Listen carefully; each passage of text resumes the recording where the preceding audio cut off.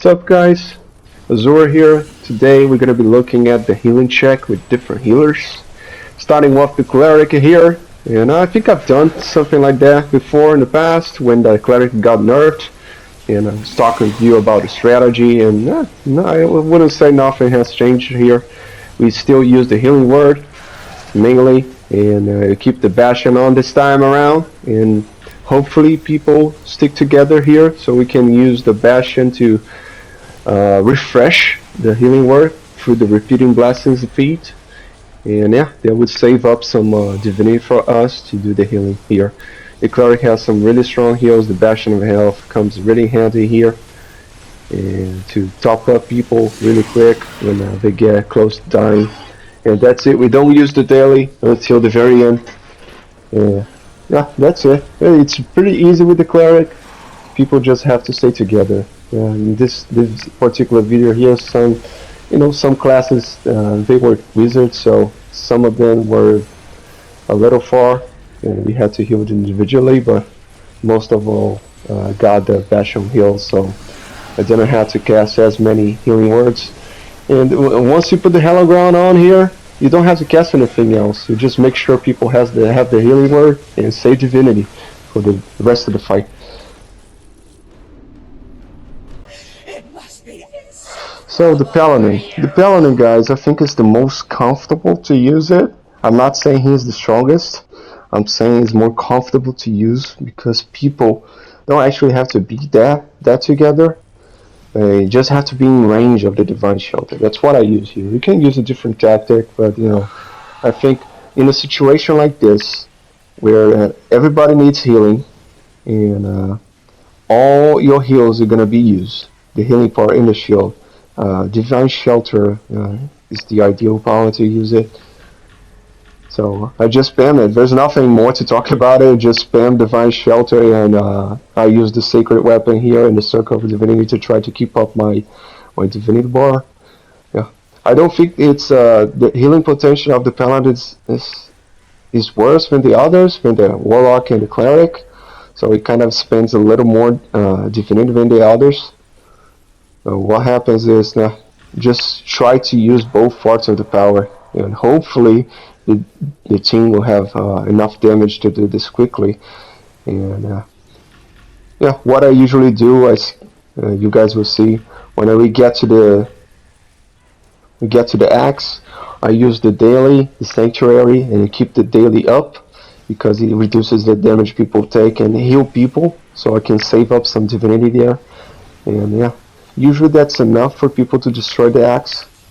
That was not the case here, but I had to use some more divinity to keep people alive there. But yeah, it's fine. We did it. Nobody died. So that's the Paladin, guys. Not the strongest to do it, but yeah, it's comfortable at least. You don't have to wait for people to be together or anything like that.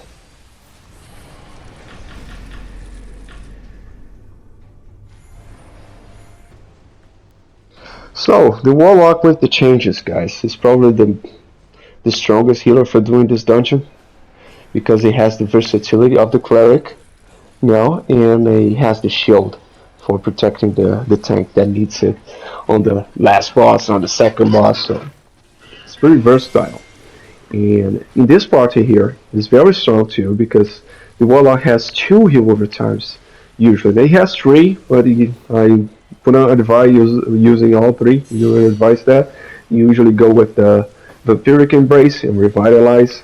You can use the Soulstorm here if you're struggling in the place of the Revitalize, because Soulstorm is stronger. Soulstorm is stronger, and the heal over time of Soulstorm is actually stronger than the Revitalize as well. And it's more efficient. It lasts longer, so yeah, because the power refreshes itself. I think I did talk about that in my build video of the Warlock.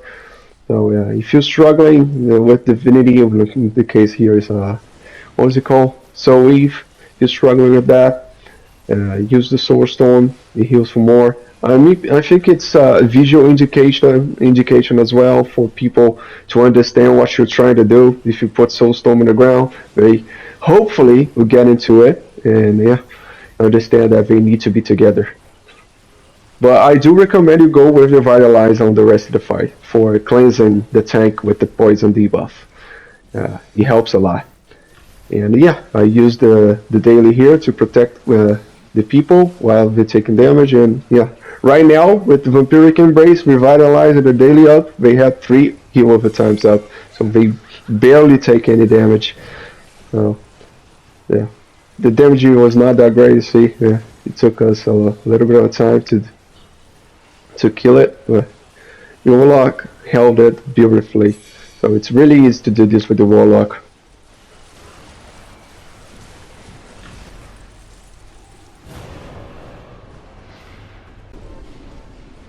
So the bar, guys, I think this one is the hardest one because it lacks a power such as the Bastion of Health of the Cleric.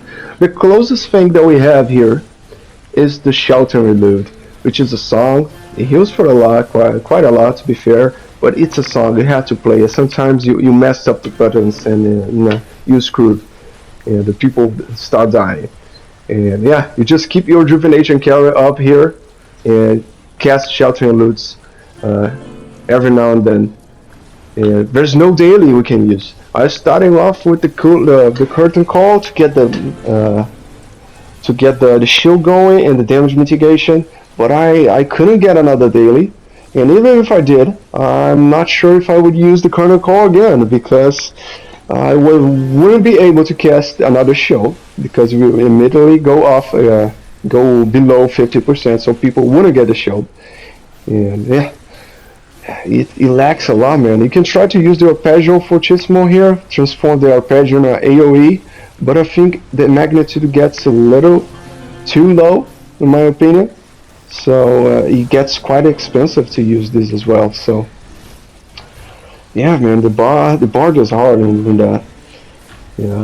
I struggle a lot. Hopefully this team, the team was strong enough and we were able to do it. So guys, that's it. I hope you guys enjoyed. I hope that helped you guys. You can definitely do it. They're all healers, but some are easier than the others, man, as always. So take care and see you guys around.